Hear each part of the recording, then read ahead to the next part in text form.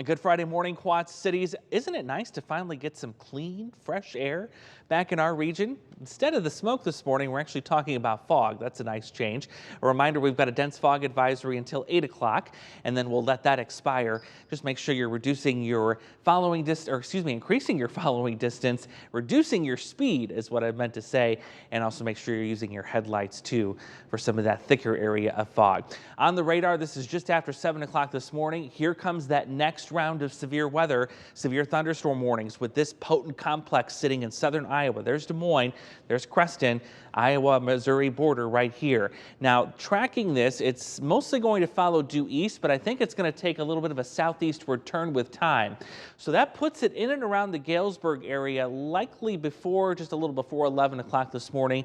I do not expect this to impact the immediate Quad Cities, and I'll show you why. If you look at the motion here and also the severe storm zones today, notice we're really not included in that risk here. You got to go further south towards Burlington. So what this will likely do is it'll continue to ride the Iowa-Missouri border, and then just as it approaches the Corners region here, it's going to take just a little bit of a dive to the south and east. I'll keep an eye on it, keep tracking it this morning. If we need to break in for severe weather coverage for our friends and family members here in the red zone today, we'll certainly do that for you. But yeah, Quad Cities is not included in that. You got to go further south of Galesburg, into Burlington, into Macomb, Keokuk, Fort Madison. That's where your severe weather threat is going to be for today. Let's go through FUTURETRACK, which agrees on the notion that, yeah, we're going to take that southeastward dive with that complex. Nonetheless, early heads up, same areas, Macomb, Fort Madison, Keokuk, into Burlington. Likely going to be a good rush of wind with this as we get closer to the 9, 10 o'clock hour and 11 as well. But for the rest of us, we'll have some clouds with this through at least the early afternoon.